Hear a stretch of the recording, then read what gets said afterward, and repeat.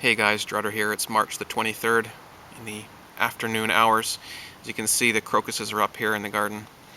I want to talk about a few things. Actually, I want to talk about 20 or 30 different things, but we don't have time for that. I've made several videos over the past few days and just not uploaded them because there's too much to say. I find that I can't pack it all in, and there's just so much going on and so much stuff that needs to be talked about. I hope other channels are covering all the stories that I'm not. But anyhow, first briefly about me, not very interesting or useful topic, but I just briefly wanted to mention that I will be moving over the next week or two, and I'll be in a more stable situation after that, so I'll be doing more regular videos, as well as I'll be able to tell you exactly what happened to me on February 1st that caused me to have to bug out of where I was living. Well, that's enough about me. I want to talk a little bit about Bill C-10, which passed here in Canada, unfortunately. It was pushed through by the Harper government, of course. This C-10 is the one that allocates about, I think it's $2 billion to building private prisons, private for-profit prisons that will house new criminals that we are going to find. And how are we going to find them? Well, luckily the bill provides that as well by making mandatory prison sentences for having one or more cannabis plants in your possession or on your property. So now anyone that is growing or has grown or will grow this plant, if you are caught, you face mandatory prison time. The judge doesn't have discretion over what your sentence will be anymore. You must go to prison. And of course we all know those dirty pot-smoking hippies that are trying to change the world need to be destroyed. So let's get those people into prisons, and we can make profit off them too. These prisons are going to be for-profit, private enterprises, but of course we need $2 billion of Canadian taxpayer money to get them started. I believe the recent poll was 75% of Canadians do not favor prohibition of cannabis anymore. The government of our country, however, doesn't agree with us, and what they say is a lot more important than what we say. So moving right along, talk a little bit more about Harper. Have you heard about the robocollar scandal? If you haven't, please look it up. It's the most important thing going on in Canadian politics right now, although just like anything that's important, doesn't tend to get a lot of media time because, well, the government tells the media what to say and what not to say. But that's a topic for another video. The thing with the robocollar scandal, well, what's a robocollar, first of all? A robocollar is just simply a computer or a telephone machine that dials preset numbers and gives the person a message, basically. They're annoying, but they're not illegal. That's not the scandal. I don't know why they called it the robocollar scandal. The actual scandal is vote fraud. The Conservatives, that's Harper and buddies, Vic Taves and all his good buddies in government, called, using these collars, multiple different companies that rent these collars and so forth were used to mislead tens or hundreds of thousands of Canadians. Who was targeted? People who weren't going to vote for the Conservatives.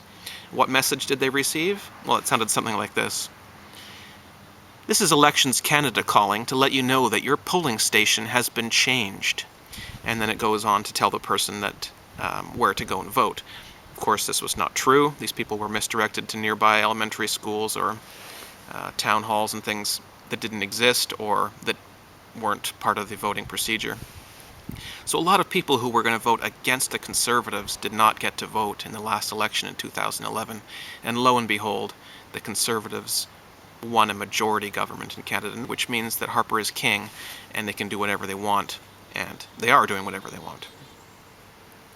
Why, just the other day, the Prime Minister of Israel came to Canada. Apparently he and Harper are great buddies. And they discussed what to do about Iran. And Harper said, if you attack Iran, we're going to back you up. Because that's what Canada does. We back up our allies, like Israel. Wait a second, why is Israel our ally? I don't remember.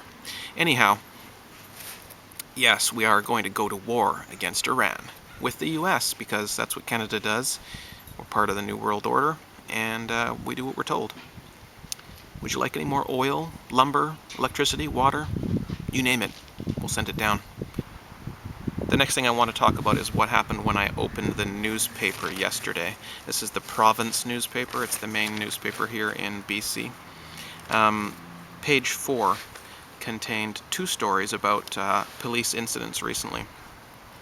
A man named Jeffrey Wright was having a drunken argument with his girlfriend. He was a young man, I think he was 22. His common-law spouse, Heather, and he were drinking apparently, and got into a verbal fight. Now, he threatened to kick her out, and she called the police because she didn't think that was fair. So she called the police for help, and maybe that was a good idea, maybe it wasn't. But what happened is they came and they killed her boyfriend with their guns. She told them, I think he's passed out upstairs. They went upstairs. They heard a gunshot. She heard a gunshot, and the police came downstairs and said that they've killed him. Their story is that he attacked them with a hunting knife and a hatchet, and so they had to, let's see, what does it say here? He was crouched with a hunting knife in right hand and a hatchet in his left. Davidson, that's the cop, drew his gun and asked repeatedly to drop the weapons. Wright reportedly asked the police to shoot him. Ramsey decided against deploying pepper spray because the room was too small. I guess you don't want to get any pepper spray in your own eyes if you are trying to deal with somebody who has a knife. So they shot him instead. And apparently he was crouched on the floor holding his wound, and he looked up with a pained expression and said, "I wasn't going to stab you." I thought that was kind of funny when I was reading it, but then the next line is, Wright was taken to Royal Columbian Hospital where he was pronounced dead.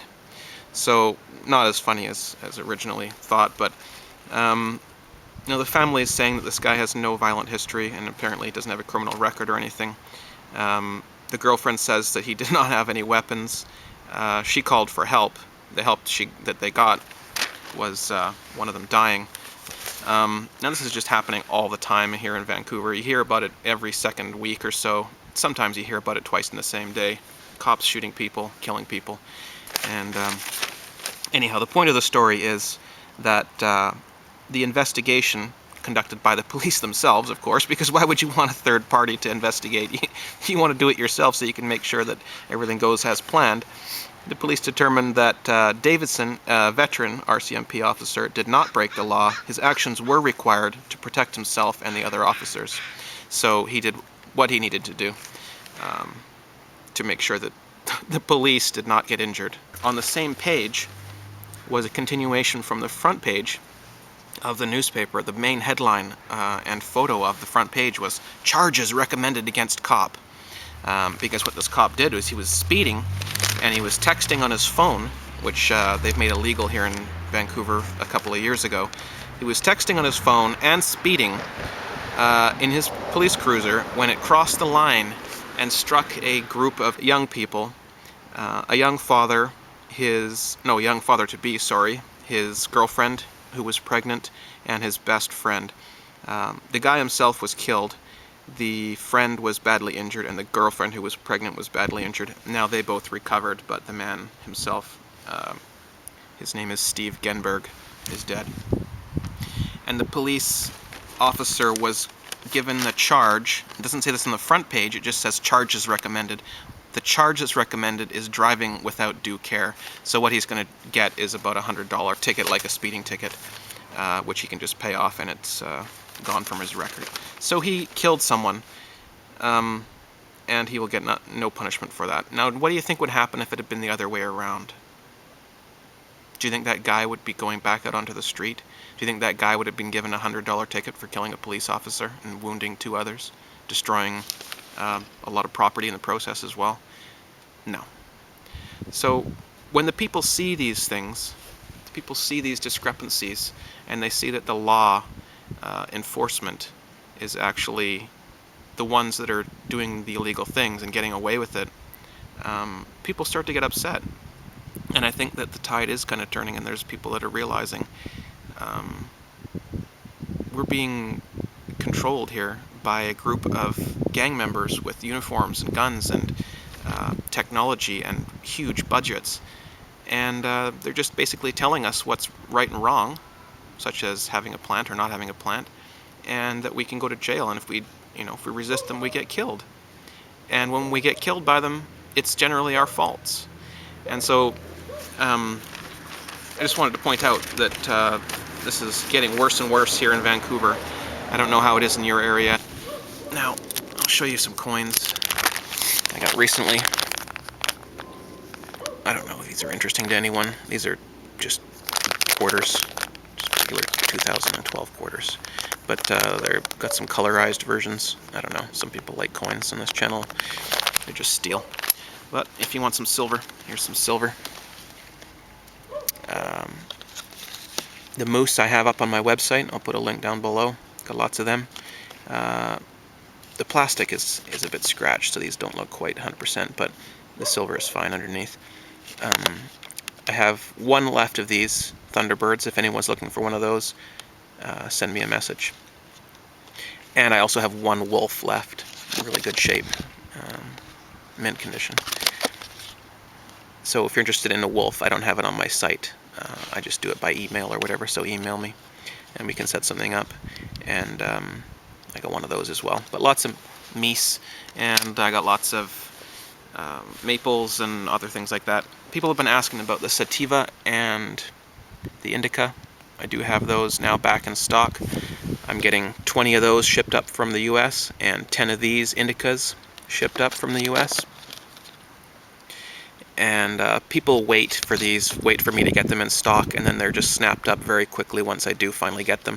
So I now do have those in stock. They're coming from the US. I think they'll be here in about a week. So I'm aiming to get these all sold and accounted for by the time the package actually arrives, and then I can ship them out right after that and get them out to people. So if you're interested in one of those, please check out my websites down below. Remember, if you're an American, you can go directly to the website, libertyleaf.com. I'll put the link down below. That's where you want to get these, because he can sell them directly to you from the US to the US, and it's way cheaper to do it that way. So get it from him if you're in the US. If you're in Canada or anywhere outside of the US, then you got to get it through CanadianSilverBullion.com. And is that all I wanted to talk about today? Not really, but I'm running out of time. Briefly, I'm going to take you inside and show you a chart. The gist of it is that the downtrend is not broken yet. We did have an update today, Friday, but that downtrend we've been in since the last $37 spike is still in play. So if you're looking to make a purchase of silver, get rid of some cash, I don't really know what to tell you. You may want to wait.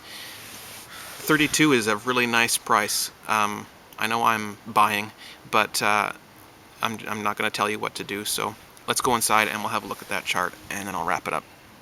Alright, here's that chart. Just click on a 5-hourly or 6-hourly or quarter daily or whatever, and you can see this is the move up to 37 that we had, and you can draw a line down through here or whatever, and as you can see, we haven't broken that trend line yet. We got up to the top of the resistance line, but we haven't pushed through. So who knows what's going to happen Monday. We could break right through there, or it may just bounce down and continue along in this trend that we've been on for, looks like, a few weeks. You can go to a daily chart too and have a look at that. There's that move down from 37, and drag this all the way to the left, and you can see the action over the last year and a half. Here we were, here we are. Not really all that higher than we were, but that's how it seems to go these days. Talk to you soon. Nice day other than the hail.